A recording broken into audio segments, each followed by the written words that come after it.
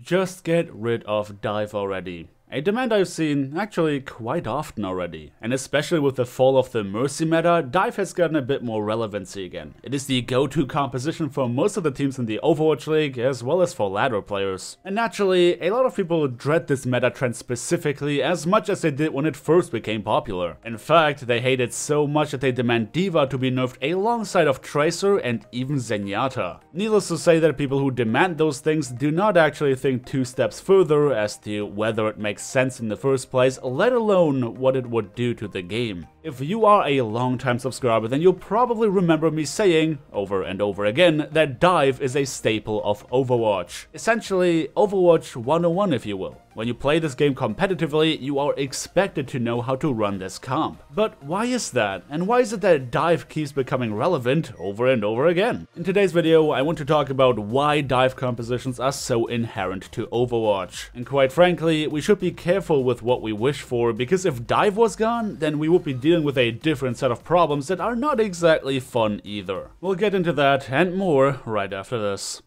Humble Bundle currently offers Deus Ex, Mankind Divided, God Eater 2 as well as Mafia 3 as an early unlock for their Humble monthly service. Get a curated bundle of games sent to you every month for just $12. Every bundle features high profile games as their early unlocks for you to enjoy right away while you wait for the rest of your games to be sent your way later down the month. And of course, you can cancel anytime, no commitment required. Support charity as well as my channel by getting your bundle today by using the link in the description below.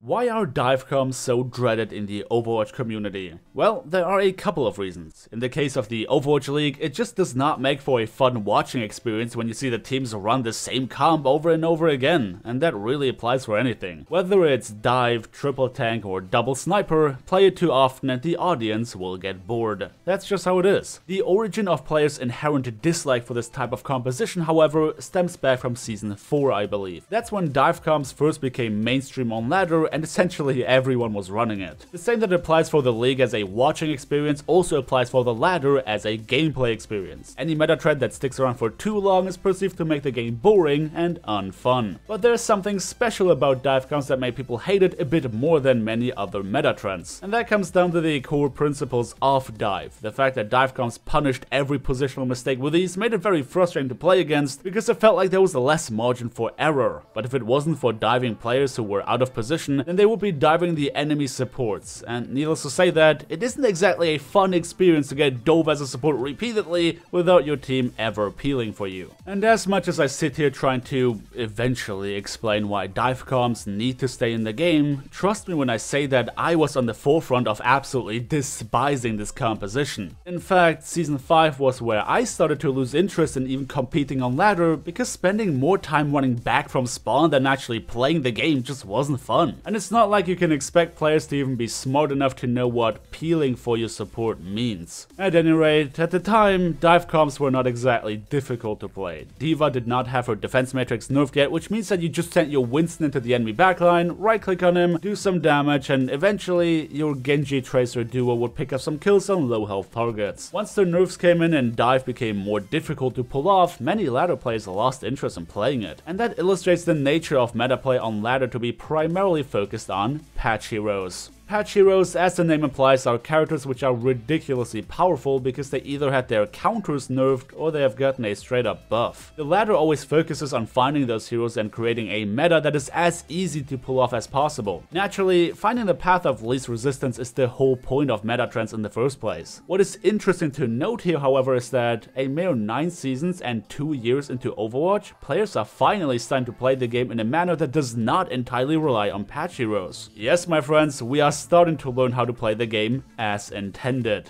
You might have noticed that a few of the meta trends that used to rule the ladder have returned in, well, less broken versions. Triple tank and dive are good examples of that. Are they annoying? I mean, there are a heck of a lot of heroes that are annoying, so what isn't, right? But annoying does not equal broken. And there's a reason that these comps in particular made a comeback, and there's also a reason for why dive never entirely vanishes. And all of that comes down to map design. Again, it's not a revelation for those of you who watched a number of my videos in the past, but for those of you who do not understand why dive is so prevalent in Overwatch, here comes the explanation. Contrary to meta trends that rely on patch heroes, which are powerful to a downright broken extent, dive and triple tank comps are played in response to the map design, and that's exactly how the game is supposed to be played. Players are starting to ask themselves which hero is good on this map. They make their pick and they have a good idea of what the enemies are going to choose too, because they expect them to go for heroes which benefit from the geometry as well. This type of meta play is very common, yet quite unheard of in Overwatch specifically because of our sheer focus on patch heroes.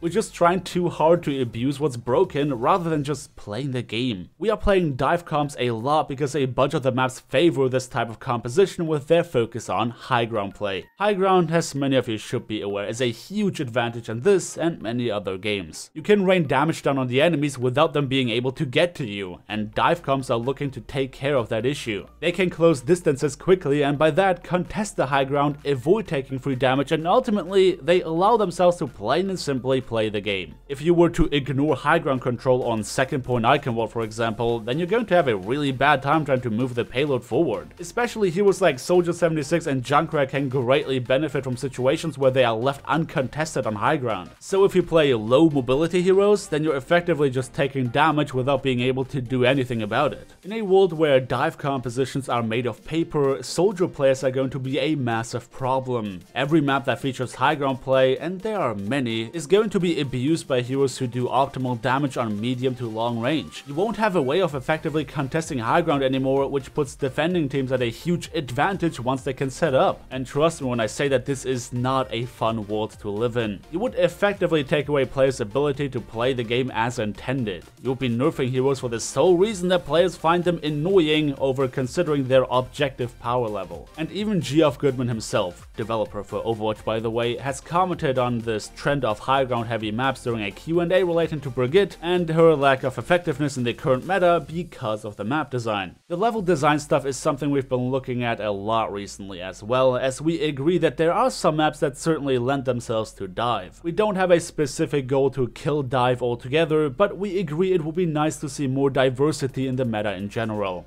This is a case where the heroes are not the issue, but the map design is. If you have a problem with dive, then don't start pointing fingers at high mobility heroes. Yes, mobility is powerful, but it is only so prevalent because the map design gives it such a huge advantage. What you need to understand is that, first and foremost, we are playing the maps, and we are only opposing the enemy team on a secondary level. This is something that has only recently started to grow in popularity. Obviously, we are dealing with a number of issues in regards to players feeling like playing their strongest heroes makes the most sense disregarding map design, and that is never going to disappear entirely. But there's also a number of players that is willing to learn how to play the game properly, and reality is that playing properly means playing the maps as much as playing the enemies, giving yourself an advantage by picking heroes who benefit from any given map you play on. That is a reality that we should be striving to further in competitive play, a place where we are looking to finally play the game as intended.